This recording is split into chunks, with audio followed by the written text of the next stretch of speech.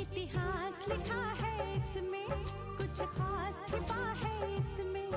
इतिहास लिखा है इसमें, कुछ खास छिपा है इसमें। मर्यादा है, कोई वादा है, विश्वास रखा है इसमें। सात फेरों से मिला ये तो उपहार है, मेरा श्रृंगार है, मेरा श्रृंगार है, मेरा श्रृंगार है, मेरा श्रृंगार है। मंगलसूत्र, मंगलसूत्र, मंगलसूत्र, मंगलसूत्र, मंगलसूत्र, मंगलसूत्र, मंगलसूत्र।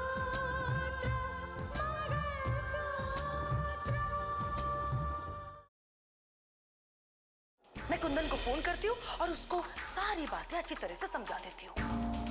और तुम फिक्र मत करना, उसकी लाश किसी को नहीं मिलेगी, क्योंकि कुंदन ये सब में माहिर है।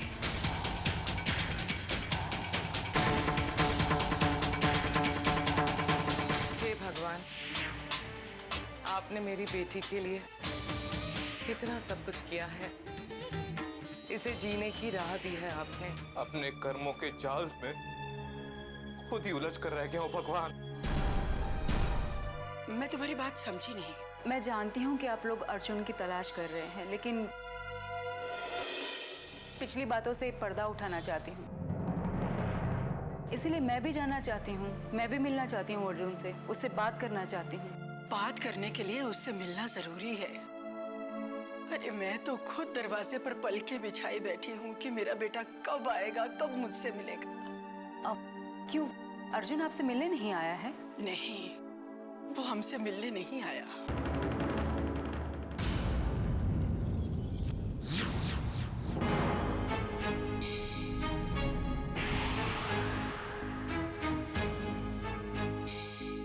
और ये तो तुम भी जानती हो कि वो कितने दिनों से गायब है। अब किस हाल में है, कैसा है, कुछ नहीं पता। क्या बात है रितिका, किस सोच में पड़ गई तू?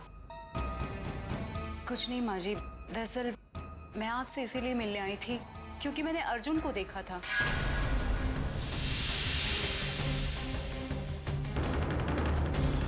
क्या? तूने अर्जुन को देखा? हाँ। कहाँ? बता। अभी अभी तो उसे मंदिर से जाते हुए देखा था। थोड़ा दूर था, मैंने रोकने की कोशिश की लेकिन तब तक निकल चुका था। मुझे लगा अगर वो राकेश है तो आपसे मिलने जरूर आएगा, इसीलिए तो यहाँ चली आई आपसे मिलने के लिए, अर्जुन से मिलने के लिए। अगर पुलिस को मेरे बारे में जानकारी मिली होगी तो वो मुझे ढूंढते ढूंढते यहाँ पहुंच सकती है। और दूसरी तरफ कुंदन और उसके आदमी मेरा पीछा कर रहे हैं। क्या करूं?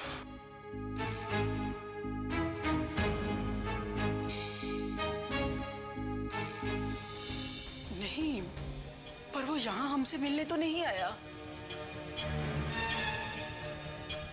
माँ जी, मुझे एक बात समझ में नहीं आती है कि अर्जुन खामोश क्यों है? वो सबको बताता क्यों नहीं है कि वो ही राकेश है? यही सारे सवाल है जो सिर्फ और सिर्फ अर्जुन ही उसका जवाब दे सकता है। ये सवाल तो हमारे दिमाग में भी है और हम खुद इन सवालों के जवाब जानना चाहते हैं। खैर, अभी मैं निकलती हूँ, बाद में आपसे बात करूंगी। हाँ, लेकिन अगर अर्जुन के बारे में कुछ भी पता चले तो मुझे जरूर बताइएगा, मुझे भी उससे बात करनी है। ठीक है। नमस्ते। नमस्ते।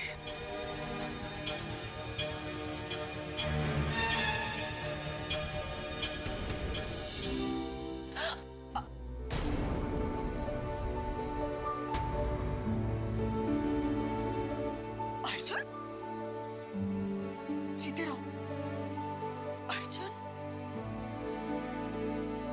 तुम अर्जुन ही हो ना? अर्जुन नाम मुझे मेरी दूसरी माँ ने दिया था, जिसने मुझे दूसरी जिंदगी दी।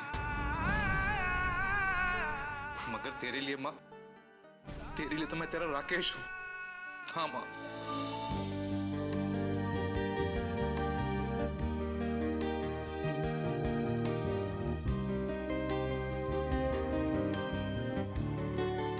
कहाँ गुम हो गए थे तुम? कहाँ थे अब तक? हाँ माँ, सब कुछ बताऊंगा, सब कुछ बताऊंगा। पर बेटा,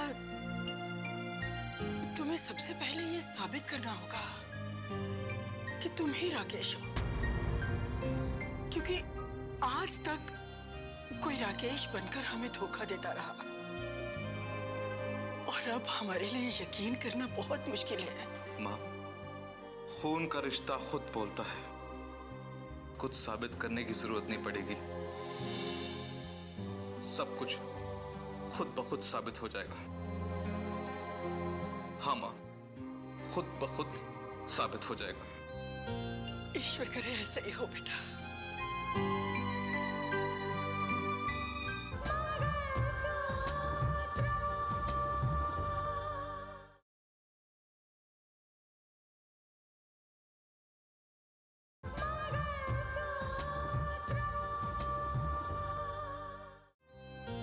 ईश्वर करे ऐसा ही हो बेटा।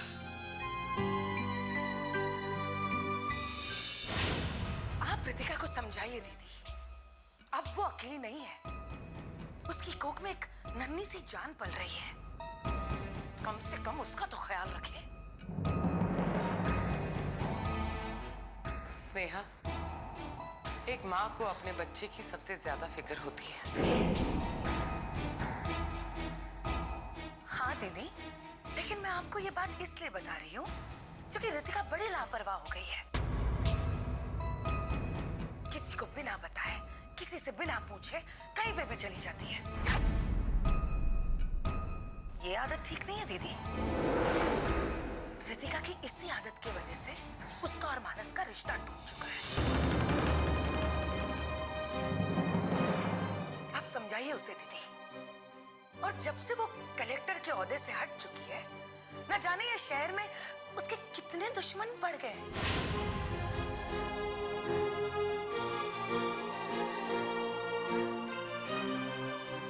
आ गई बेटा, जरा अपनी चाची को बताओ कि तुम कहाँ गई थी। बुआ जी, कुछ जरूरी काम में याद आ गया था, इसलिए बाहर गई थी। अब ऐसा कौन सा जरूरी काम रह गया है? किस जरूरी काम से गई थी और कहाँ गई थी तुम?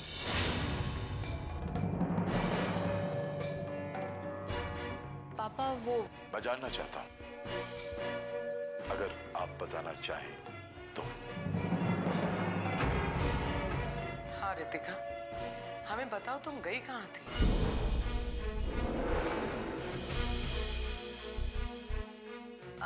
अगर बताने लायक बात नहीं हो तो जाने दो।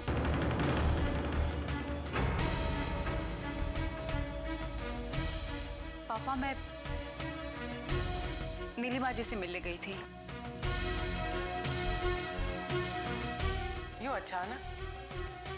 ऐसा कौन सा जरूरी काम आ गया था? बुआ जी, दरअसल मैंने मंदिर के पास अर्जुन को देखा था।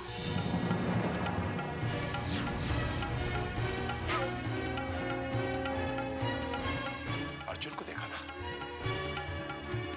अर्जुन को? यही जानने के लिए तो राजेश्वर जी मुझसे मिलने आए थे।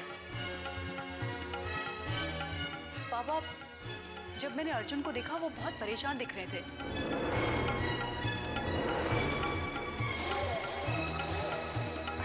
मैंने रोकना भी चाहा, मैंने सोचा मैं जाकर बात कर लूं, लेकिन तब तक पता नहीं कहाँ चले गए। मुझे लगा शायद वो अपनी माँ से मिलने गए होंगे, इसीलिए मैं नीलिमा जी से मिलने गई थी। तो क्या अर्जुन उन्हीं के घर में है? नहीं, अर्जुन वहां नहीं थे।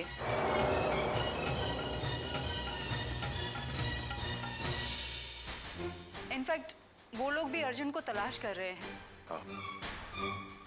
अर्जुन इतने दिनों से लापता है, मुझे समझ में नहीं आता कि वो क्यों सबसे चिपता फिर रहा है, क्यों?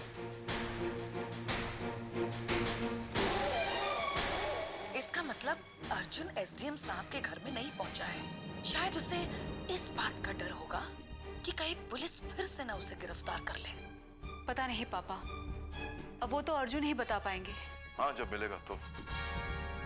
मैं जाकर थोड़ा सा आराम कर लेती हूँ। हाँ, चल।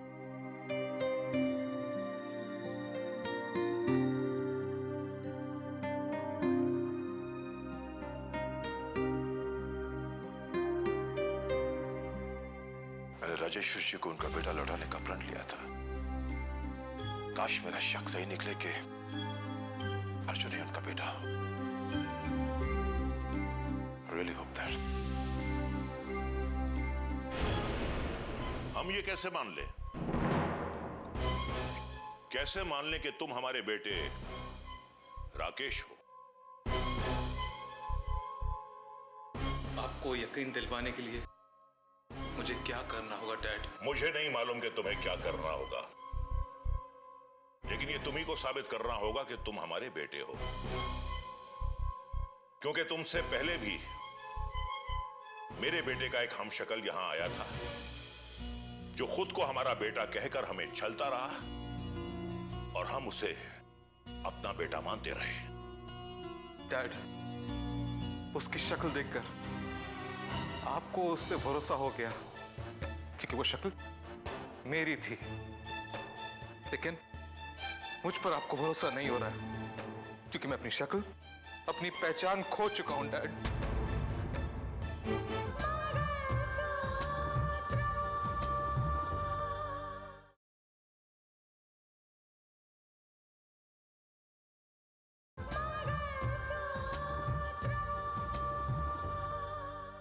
क्योंकि मैं अपनी शक्ल, अपनी पहचान खो चुका हूं डैड। डैड, आपको याद है डैड, मैंने एक बार आपको फोन किया था आपको यकीन दिलाने के लिए कि मैं मरा नहीं हूं, जिंदा हूं, और उस वक्त भी आपने मेरी बात पर यकीन करने से इनकार कर दिया था। क्या वो फोन तुमने किया था? हाँ डैड, वो फोन मैंने ही किया था, आप लोगों को यकीन दिलाने के लिए कि मैं जिंदा हूं, मरा नहीं। कुछ और बातें याद दिलाऊंगा, लेकिन इस बार मोबाइल फोन के जरिए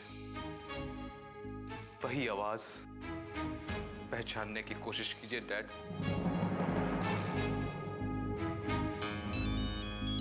डैड, फोन उठाइए और आवाज पहचानने की कोशिश कीजिए।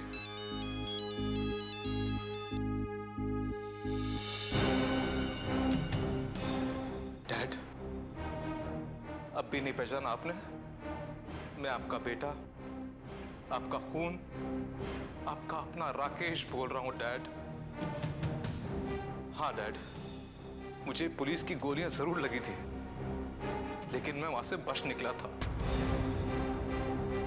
एक बात और याद दिलाता हूं आपको, छोटा सा था मैं, एक ब्लेड से पेंसिल शार्प कर रहा था। आप बहुत नाराज हुए थे मुझ पर और आपने वो ब्लेड मेरे हाथ से खींचने की कोशिश की और उसी ब्लेड से आपके दाएं हाथ की छोटी उंगली कट गई थी डैड। कुछ याद आया? एक बात और याद दिलाऊंगा डैड, हम ट्रेन से जबलपुर जा रहे थे और मैं स्टेशन पे उतर गया था। आप बहुत परेशान हो गए थे डैड और आपने मेरे लिए प्लेटफॉर्म पे अनाउंस भी करवाया था। जब मैं आपको मिला तो आपने गुस्से में आकर मुझे गाल पे थप्पड़ मारा था और उसके बाद आपका और मॉम का झगड़ा भी हुआ था। कुछ याद आया डैड? राकेश,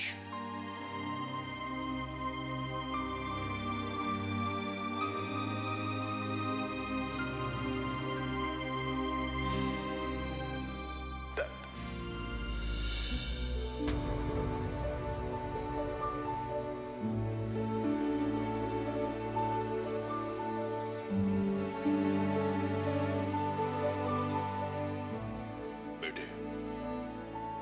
मैंने तो मान लिया, लेकिन अब तुम्हें खुद दुनिया के सामने ये साबित करना होगा कि तुम राकेश हो। डैड, सिर्फ एक डीएनए टेस्ट की जरूरत है। उसके बाद दुनिया को यकीन हो जाएगा कि मैं आपका ही बेटा राकेश हूं। राकेश, अब तुम्हें चुपचाप रहने की कोई जरूरत नहीं है। जज साहब तुमसे मिलना चाहते हैं और तुमसे कुछ जानना चाहते हैं। अब तुम दुनिया के सामने खुलकर आओ और सबको ये बताओ कि अब तक तुम कहां थे, तुमने किन मुश्किलात का सामना किया, और तुम ही राकेश हो। नहीं डैड, नहीं।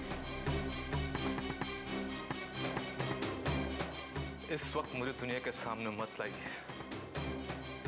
बेटे, ये तुम क्या कह रहे हो? हाँ डैड, इस वक्त किसी को भी बताने की जरूरत नहीं है। जब वक्त आएगा बता देंगे डैड।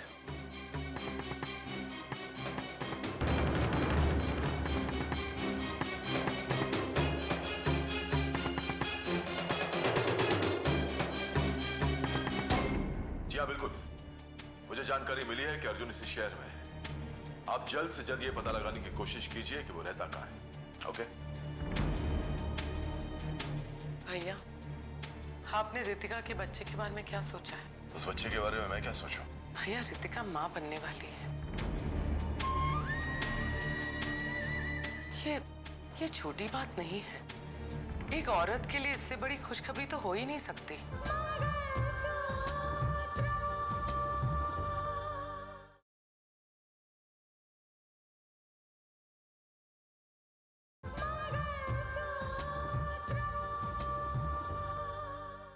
एक औरत के लिए इससे बड़ी खुशखबरी तो हो ही नहीं सकती। कावेरी, तुम कहना क्या चाहती हो? भैया, रितिका गम के अंधेरों में डूबी हुई थी। भगवान ने उसे इतनी अच्छी खुशी दी है। मैं नहीं चाहती भैया कि ये खुशी उसके अंदर दम घोट दे। रितिका को अपनेपन की जरूरत है भैया। उसे खुश रखने की जरूरत है। कावेरी, उसे खुश रखने के लिए मैं क्या कर सकता हूँ? उसके जहन में, उसके दिमाग में जो पुरानी यादें बसी हुई हैं, उन्हें खरोंच कर बाहर तो नहीं फेंक सकता ना। कम से कम टूटे हुए रिश्तों को जोड़ने की कोशिश तो कर ही सकते हैं ना भैया। मैं कुछ समझा नहीं। भैया, मैं चाहती हूँ कि इस खबर को हम छुपा के ना रखें, बल्कि मानस के घर पे जाकर ये खुशखबरी हम उसे भी सुनाएं।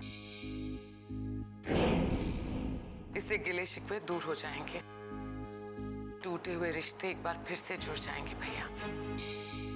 उन टूटे हुए रिश्तों को जोड़ने के लिए मैं अपने स्वाभिमान को नहीं कुचलूंगा। इस बच्चे का बहाना बनाकर मैं उनके घर रहम की भीख मांगने नहीं जाऊंगा। भैया, हम लड़की वाले हैं। अगर जरा सा झुकना पड़े तो क्या फर्क पड़ता है? अरे, अगर लड़की वाले हैं तो कोई गुनाह है क्या? हमारे कहने का मतलब यह है कि हर लड़की वाले को लड़के वालों के सामने सर झुकाना पड़ता है? अरे, कब तक चलती रहेगी ये प्रथा? अगर उन्हें उस बच्चे से प्यार है तो वो खुद आएंगे।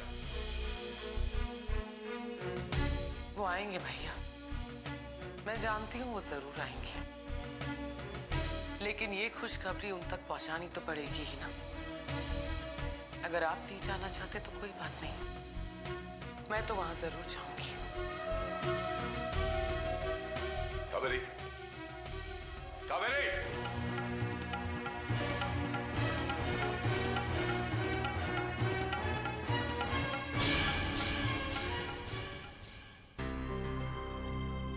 क्या कर दिया मैंने? क्या कर दिया? एक बार भी नहीं सोचा कि मेरे मॉम और डैड पे क्या गुजरेगी, क्या बीतेगी उन पे। और जब ये बात सब लोगों के सामने आएगी तो लोग क्या कहेंगे? एक एसडीएम का बेटा मुजरिम है। डैड का नाम रोशन करने की बजाय मैंने उनके नाम पे दाग लगा दिया। दाग लगा दिया, दाग लगा दिया मैंने।